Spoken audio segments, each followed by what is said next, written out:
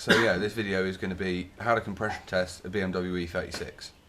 So the first thing that you need to do is you need to take the coil packs off, which you come over here. There's these little lifty jobbies on the coil packs, and you just got to lift the little silver things up. They might need a, excuse the fag, they might need a screwdriver underneath them to actually, like, you know, to get them off if they're a bit stiff and they haven't been taken off in a while, but those ones are alright.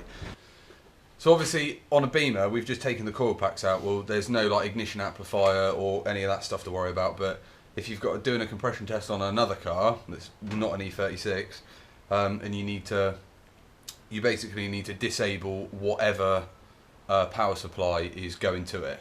So like when I do a compression test on my SR, the majority of the time I take the coil packs out, but they're still connected up to the loom. So you need to disconnect the loom that goes on, the loom that, you know, runs to the coil packs, because otherwise you'll end up shocking something, and it's not very nice when you get a shock off of a coil pack. It hurts. But basically we got a compression tester, just pulled all the plugs out, and now we're going to do compression testing. So compression tester, first off we're going to chuck it in number 1 cylinder, and they're pretty simple. You just wind it in like a spark plug. Wind it in until it gets tight, don't do it up too tight.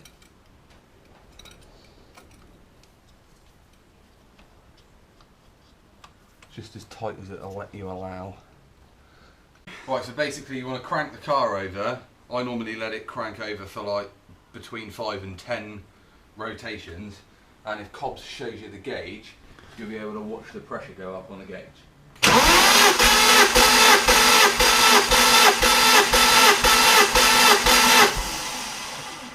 Yeah.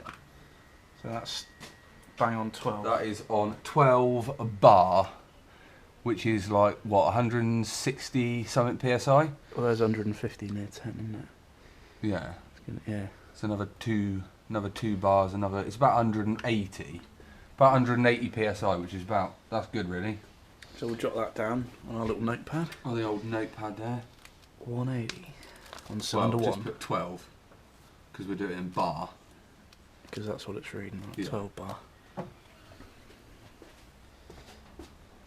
Let all the air out, otherwise it will just go pop in your face when you go to take the compression tester out. On to cylinder 2. Oh, can't find the old there, Cobbs, if you know what I mean. Oh yeah. Had that problem many a time.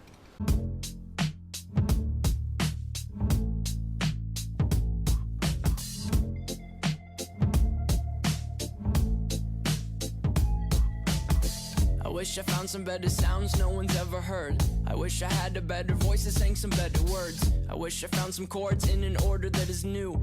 I wish I didn't have to rhyme every time I sang. I was told when I get older all my fears would shrink, but now I'm insecure and I care what people think. My name's Blurry Face and I care what you think. My name's Blurry Face and I care what you think. Wish we could turn back time to the good old days when the mama sang us to sleep.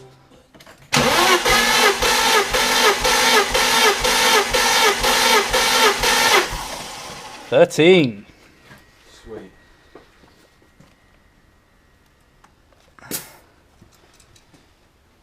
So, clean bill of health for the old compression test. What we got on the old chart? Cylinder 1's 12 bar, cylinder 2's 12.5 bar, cylinder 3's 13 bar, cylinder 4's 12.5, cylinder 5 12.5, and cylinder 6 13. Sweet. So if there's anyone wondering, like, what, you know, what is normal, obviously it depends like what engine it is for a start. But anything, like, really, it depends whether it's a turbo car, because obviously turbo cars have slightly lower compression ratios, and naturally aspirated have a higher compression ratio, because obviously you're not, what's the word? You need to compensate, I suppose, like in compression ratio. It's not forced induction, is it? Yeah, because it's not getting any extra air in the cylinder, so obviously the compression needs to be higher, it needs to be able to draw in more air and compress it more for a bigger explosion. But basically anything between sort of like 10 bar and 14 bar, that's basically like, you know, depending on what engine it is, but that's like a guide, like, you know, just to tell you. But normally a warped head's going to be like 8 bar, and then like if it's seriously knackered and it's got like a cracked ringland or the piston rings totally shot, then the majority of the time, yeah, you'll get like 2 bar out of it, which obviously isn't enough. Like stuff like that can be caused from misfires and stuff. So, you know, we would pull in the plugs out anyway in the coil packs to see what was going on with the fact that it was misfiring.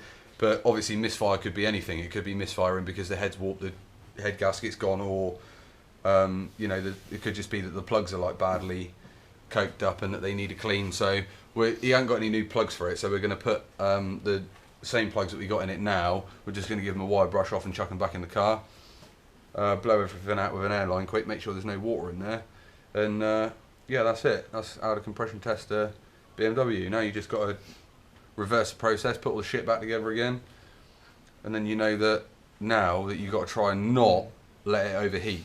Anyway, how to compression test an E36 Beamer. Get the old thumbs up from Mikey.